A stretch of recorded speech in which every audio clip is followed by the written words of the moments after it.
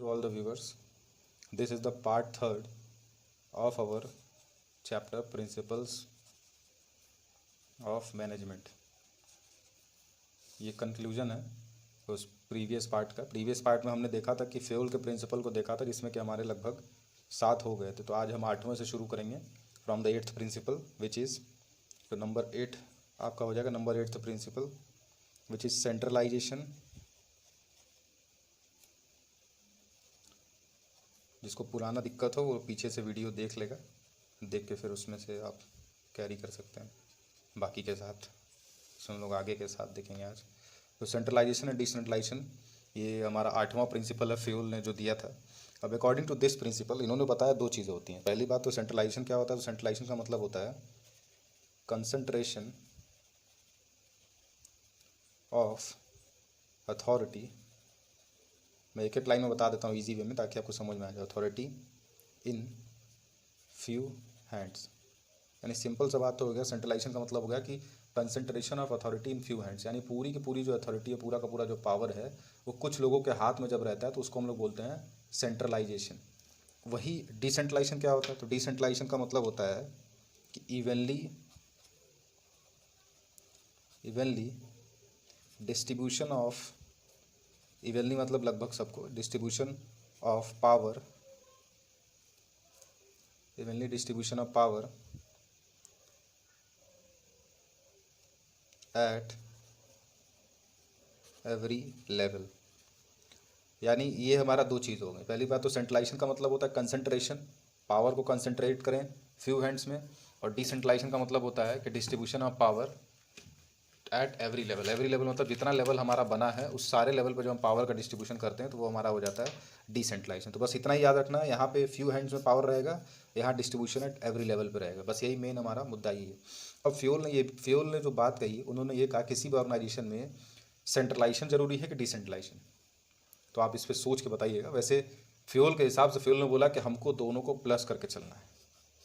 Plus करके चलने का मतलब ये बताया गया कि हम दोनों को लेके चलेंगे, यानी we have to take centralization also and decentralization also. Just like for example, जो अगर हमारा ऑर्गेनाइजेशन स्मॉल ऑर्गेनाइजेशन है तो स्मॉल ऑर्गेनाइजेशन में मेनली हम क्या प्रेफर करेंगे, सेंट्रलाइजेशन, क्योंकि सेंट्रलाइजेशन से हमारा ऑर्गेनाइजेशन सही चलेगा क्योंकि छोटा ऑर्गेनाइजेशन है। और दूसरी बात, अगर हमारा ऑर्गेनाइजेशन बड़ा हो या लार्ज ऑर्गेनाइजेशन हो तो लार्ज ऑर्गेनाइजेशन में क्या करना पड़ेगा, तो हमको सेंट्रलाइजेशन प्लस डिसेंट्रलाइजेशन दोनों को लेकर चलना पड़ेगा, क्योंकि दोनों के बगैर यहाँ पे काम नहीं हो पाएगा। सेंट्रलाइजेशन में क्या करेंगे हम लोग, इसका फ़ायदा क्या होगा कि सेंट्रलाइजेशन में जो हमारे इंपॉर्टेंट डिसीजंस वगैरह हैं उन सब डिसीजंस को हम क्या कर देंगे, सेंट्रलाइज कर देंगे।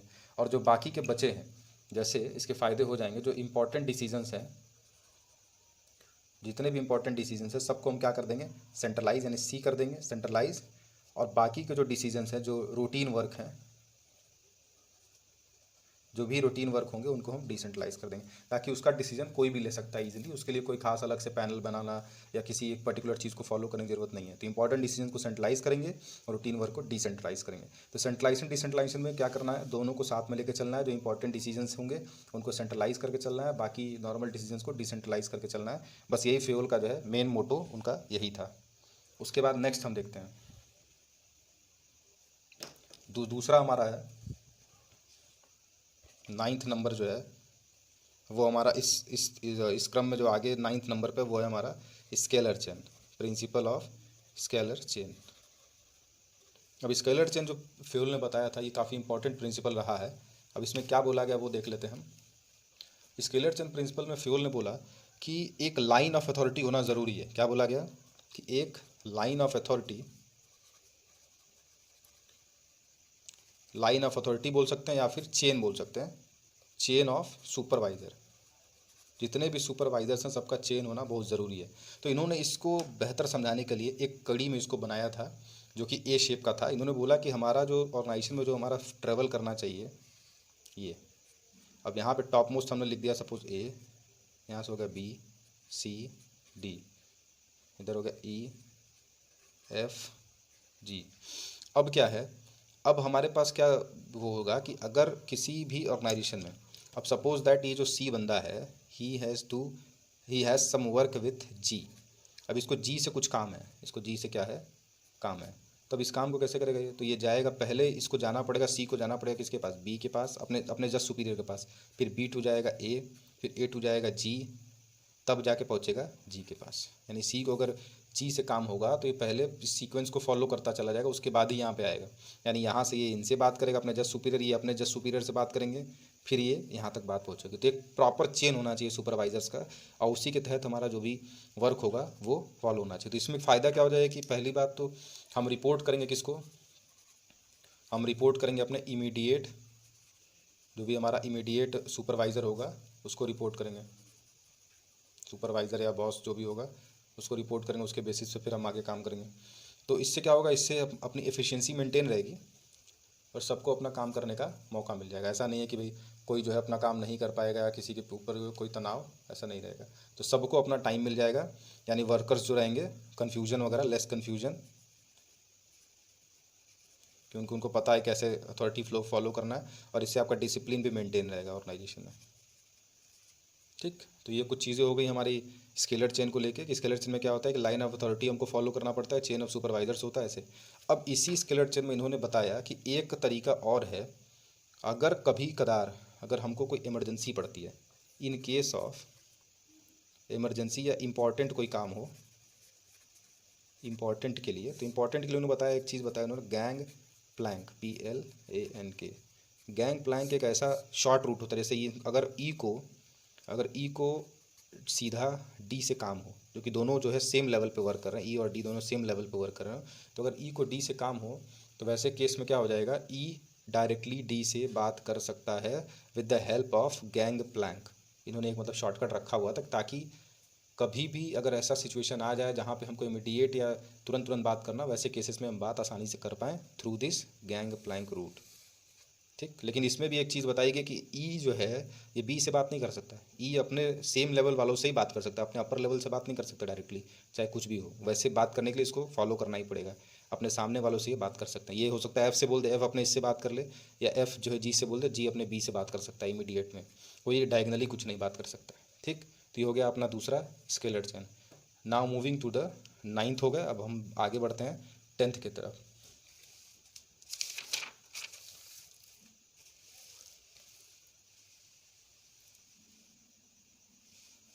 ये हमारा हो गया 10th नंबर। अब 10th में हम देखेंगे हमारा क्या है। तो 10th में हमको दिया गया है प्रिंसिपल ऑफ ऑर्डर।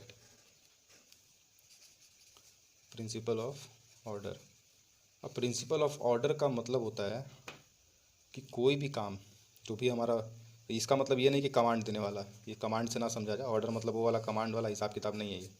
कमांड का मतलब सिंपल सा होता है, कमांड का मतलब सिंपल होता है कि हम ऑर्डर देने का मतलब होगा कि हम अपना कमांड सही रखेंगे, ऐसा कुछ नहीं है। ऑर्डर का मतलब होता है कि जो हमारा मेन एंड मटेरियल उनको प्रॉपर प्लेस पे रखना, सिंपल सा बात। जो हमारे मेन एंड मटेरियल हैं उन सब लोगों को, उन सारी चीज़ों को उनके प्रॉपर प्लेस पे रखना, उसी को बोलते हैं हम लोग प्रिंसिपल ऑफ ऑर्डर। अब इसमें कुछ चीज़ें और बताई गई कि इससे जो है क्या होगा, तो इससे होगा कि वेस्टेज आपका बच जाएगा, नो वेस्टेज ऑफ टाइम, क्योंकि सामान आपका जब सही जगह रखा रहेगा तो वेस्टेज ऑफ टाइम नहीं होगा। उसके बाद फिर आपका जो है एफिशिएंसी बढ़ जाएगी लोगों की, क्योंकि वो सामान एक जगह से पा जाएंगे तो अपना फटाफट फटाफट काम में लगाने लगेंगे, तो एफिशिएंसी आपकी बढ़ जाएगी। फिर ऑर्गेनाइजेशन आपका क्या हो जाएगा, सिस्टमेटिक हो जाएगा, सिस्टमेटिक वर्क होने लगेगा, ये सिस्टमेटिक ऑर्गेनाइजेशन हो जाएगा हमारा। तो ये कुछ फ़ायदे हैं इसके कि हमारा अगर ऑर्डर में, जैसे कि अब घर में ही हम रहते हैं, तो घर में हम अब स्कूल से घर लौटते हैं बच्चे तो उठा के कपड़ा इधर उधर फेंक देते हैं, जूता अलग जगह वो अलग जगह, फिर शाम में जब खेलने जाना होता है फिर सारा खोजना पड़ता है, या दूसरे दिन स्कूल ही जाना होता है तो फिर हमें खोजना पड़ता है। तो इस वजह से क्यों ना उसको हम एक प्रॉपर प्लेस पर रखें, जिससे कि जो है फेंकने की नौबत ना आए या वापस से ढूंढने की नौबत ना आए। तो एक प्लेस हम बना लेते हैं अपना और उसको उसी प्लेस पे मेंटेन करेंगे। तो ये आपका प्रिंसिपल ऑफ ऑर्डर में ये बताया गया। नेक्स्ट हम मूव ऑन करते हैं अपने 11th नंबर पे। तो 11th नंबर बताया गया प्रिंसिपल ऑफ इक्विटी। अब इक्विटी प्रिंसिपल का मतलब सिंपल और आसान सा बताया गया कि इक्विटी प्रिंसिपल में सबके साथ kind, fair and just treatment to all. यानी कि किसी के साथ भी नो डिस्क्रिमिनेशन, कोई डिस्क्रिमिनेशन नहीं करना है किसी भी बेसिस पे, no discrimination on any basis. Any basis मतलब कई बार जेंडर बेसिस पे डिस्क्रिमिनेशन होता है, कई बार कास्ट बेसिस पे होता है कि भाई ये पंडित जी हैं तो ये ऊपर जाएंगे और बाकी जो लोग हैं वो नीचे जाएंगे, तो लड़की हैं तो या लड़का हैं तो ऊपर जाएंगे, ऐसे कुछ करके। तो कोई डिस्क्रिमिनेशन नहीं होना चाहिए किसी भी बेसिस पे। इससे अगर इक्विटी मेंटेन रहेगा, यानी सबके साथ बराबर ट्रीटमेंट किया जाएगा, तो उससे क्या होगा, उससे फ़ायदा ये होगा कि इम्प्लॉयज़ जो रहेंगे, इम्प्लॉयज़ का जो सेटिस्फेक्शन होगा, एम्प्लॉय सेटिस्फेक्शन वो हाई होगा। और जब एम्प्लॉय का सेटिस्फेक्शन हाई होगा तो वो वर्क और बेहतर से करेगा और खुशी खुशी अपने से हिसाब से वो काम करेगा। तो इसका मतलब जो मोराल होगा एम्प्लॉय का, या जो मोटिवेशन होगा वो बढ़ जाएगा। सेल्फ मोटिवेशन का कहीं ना कहीं उसके अंदर आ जाएगा कि अपने से उसको मोटिवेशन होकर काम करेगा, सेल्फ मोटिवेशन भी उसका इंक्रीज़ हो जाएगा, मोराल उसका बढ़ जाएगा। मोराल मतलब ग्रुप मोटिवेशन को मोराल बोलते हैं। तो और फिर इन सब जब ये सब चीज़ें होने लगेंगी तो उससे क्या होगा, हमारा ऑर्गेनाइजेशन में एफिशिएंसी बढ़ जाएगी। एफिशिएंसी बहुत ज़रूरी है बढ़ाना ना, क्योंकि इफेक्टिवनेस तो आदमी हो जाता है, एफिशिएंसी मतलब कम कॉस्ट में अपना काम निकाल लेना, ये बड़ा ज़रूरी होता है। तो इक्विटी में क्या होगा, इक्विटी में आपका ये सारा चीज़ हो गया। अब हम नेक्स्ट बढ़ते हैं अपने दूसरे टॉपिक की तरफ। इक्विटी के बाद हमारा 12वां नंबर जो है वह है हमारा stability of tenure of personnel. यहाँ पर्सोनल का मतलब जो होता है वो एम्प्लॉय से लिया गया है, ना कि किसी और चीज़ से। तो अब यहाँ पे देखते हैं हमारा क्या चीज़ है, उसके बारे में देखते हैं। Stability of tenure of personal का मतलब होता है कि जो आपके एम्प्लॉयज़ हैं उनके आने जाने पे सही से वो हुआ रहे, कहीं भी रोक ना लगे। यानी जो आप फ्रीक्वेंटली, ऑर्गेनाइजेशन कभी भी फ्रीक्वेंटली जो है टर्मिनेट नहीं करना चाहिए। टर्मिनेशन और ट्रांसफ़र को नहीं करना चाहिए। किसी भी ऑर्गेनाइजेशन में इस चीज़ को बहुत फॉलो करना चाहिए कि टर्मिनेशन और ट्रांसफ़र को जो है रोकना चाहिए। उसके बाद फिर इससे फ़ायदा क्या होगा, तो फ़ायदा इससे ये होगा कि जो आपके एम्प्लॉयज़ होंगे उनके अंदर जो है फीलिंग ऑफ जॉब सिक्योरिटी आएगी। यानी वो अंदर से महसूस करेंगे कि नहीं कि हमारा जॉब जो है सिक्योर है। जब सिक्योरिटी उनके अंदर बढ़ जाएगा तो वो और अच्छे से काम करेंगे। जैसे अभी कहीं ऑर्गेनाइजेशन में आदमी जाता है काम करने के लिए तो हमेशा डरा डरा सा रहता है कि क्या पता, भाई प्राइवेट ऑर्गेनाइजेशन वाला तो कोई भरोसा नहीं रहता, जब मन करे तब निकाल देते हैं कोई एक फालतू सा एक्सक्यूज़ लगा के। तो फिर इससे आदमी का तो बर्बाद हो जाएगा ना वो, फिर वो क्या करेगा, वो कहीं और के लिए ढूंढेगा।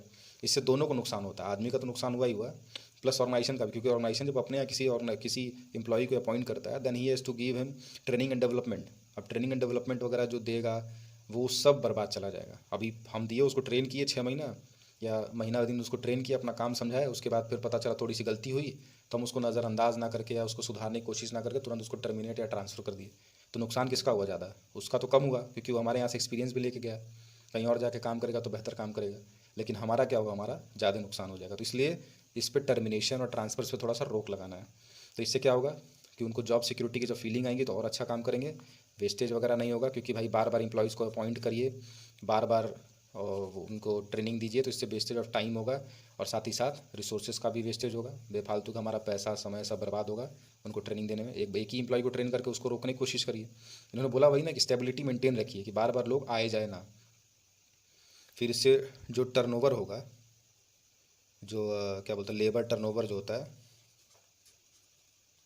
लेबर टर्नओवर इससे कम हो जाएगा अगर आप स्टेबिलिटी मेंटेन। लेबर टर्नओवर मतलब होता है कि लोगों के आने जाने की जो फ्रीक्वेंसी होती है उसको लेबर टर्नओवर बोलते हैं। अगर एम्प्लॉयज़ बहुत ज़्यादा छोड़ रहे हैं आपके यहाँ तो मतलब एम्प्लॉय आ भी रहे हैं ज़्यादा, छोड़ भी रहे हैं ज़्यादा, तो लेबर टर्नओवर आपके यहाँ हाई है। तो इसको कम करना बहुत ज़रूरी है, क्योंकि लेबर टर्नओवर ज़्यादा रहेगा तो मतलब आपका कॉस्ट ज़्यादा लगने लगेगा एम्प्लॉयज़ को रिक्रूट करने में, उनको ट्रेन करने में, सब में। अब हम बढ़ते हैं अपने नेक्स्ट के लिए, जो है हमारा सेकेंड लास्ट है, 13th नंबर हमारा है प्रिंसिपल ऑफ इनिशिएटिव। काफ़ी इंपॉर्टेंट प्रिंसिपल है। इस प्रिंसिपल में बोला गया, इसका मतलब होता है, इनिशिएटिव का मतलब होता है taking first step, taking first step with, हम लिख सकते हैं सेल्फ मोटिवेशन। यानी हम पहला स्टेप जब लेते हैं किसी भी काम के लिए, खुद से आकर, खुद से हमारे अंदर ये आता है कि नहीं, हम पहले, जैसे पूछा गया 4 ग्रुप में 4 लोग बैठे हुए हैं, एक ग्रुप में 4 लोग बैठे हुए हैं, तो अब उसमें से पूछा गया कि कौन ये काम करेगा, तो जो पहले उठ के आता है that means he has taken the initiative. क्योंकि वो पहला काम करने के लिए आगे बढ़ा। अब एम्प्लॉयज़ को भी चांस देना चाहिए किसी भी ऑर्गेनाइजेशन में कि आप भी इनिशिएटिव ले सकते हैं किसी काम के लिए। अगर कोई डिसीजन बनाना है तो आप एम्प्लॉयज़ को इन्वॉल्व करिए। एम्प्लॉयज़ ज़्यादा इन्वॉल्व रहेंगे तो उनको अंदर से सेल्फ मोटिवेशन होता है। क्या होता है? एम्प्लॉयज़ के अंदर सेल्फ मोटिवेशन होता है। कभी कदार होता है ना कि मैनेजर अगर खुद से बात कर लेकर, यार बताओ हालचाल क्या है, ठीक है कि नहीं है, बस उतना ही पूछ दे, एम्प्लॉय एकदम काम उस दिन बड़े मन से करता है, करे आज मैनेजर हमसे पूछा है। तो ये करना बहुत ज़रूरी है। आप उससे सलाह लीजिए, क्योंकि भाई हो सकता है किसी परिस्थिति की वजह से आपके यहाँ चपरासी हो, लेकिन हो ग्रेजुएट आपसे ज़्यादा हो। तो इस वजह से सलाह लेने के पीछे नहीं हटना चाहिए। अपने ईगो को साइड में रखते हुए हम किसी को भी मौका दे सकते हैं, अपने एम्प्लॉयज़ को मौका ज़रूर देना चाहिए। तो इससे उनका सेल्फ मोटिवेशन होगा, फिर उनका मोराल बूस्ट होगा। मोराल मतलब जो ग्रुप मोटिवेशन होता है वो बूस्ट होगा और अच्छे से वो काम करने के लिए होगा। फिर उसके अंदर फीलिंग आएगी, फीलिंग ऑफ बिलोंगिंगनेस। बिलोंगिंगनेस की फीलिंग का मतलब होता है अपनापन, जिसको बोलते हैं अपनापन। जैसा लगे कि भाई ऑर्गेनाइजेशन हमारा अपना है, तो जब उसको अपनापन ऑर्गेनाइजेशन लगने लगेगा तो उसी बेसिस पे और अच्छे से वो काम करने के लिए वो करेगा। फिर उससे क्या होगा? Encouraging employees. अब इससे दोनों फ़ायदा है कि मैनेजर भी एम्प्लॉयज़ को इनकरेज करेगा अगर उसका आइडिया अच्छा लगा, और साथ ही साथ बाकी जो एम्प्लॉयज़ रहेंगे उनको भी मौका दिया जाए कि आप भी आइडिया अपना दे सकते हैं, इनिशिएटिव ले सकते हैं हमारे ऑर्गेनाइजेशन के प्रोग्राम्स एंड पॉलिसीज़ में। अब ये लास्ट हमारा है 14 नंबर। 14 नंबर लास्ट जो है वो है एस्प्रिट दी कॉर्प्स।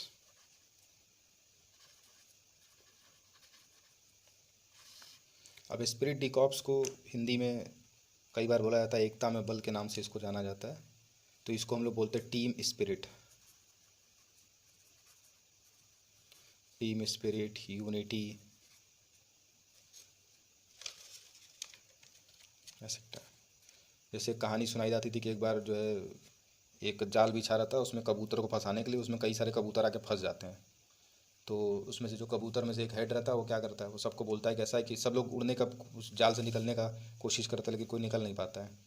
तो उसका कबूतर में से एक बोलता है कि ऐसा है कि अगर हम लोग सब लोग मिल के एक साथ कोशिश करेंगे तो शायद हम लोग इस पिंजड़े से निकल जाएं। तो सब लोग जब मिल के कोशिश करते हैं तो सारा का सारे लोग, सारे कबूतर पिंजड़ा लेके ही उड़ जाते हैं, सारे के सारे आज़ाद हो जाते हैं। अगर सिंगल सिंगल कोशिश करते रहते तो शायद ना हो पाते।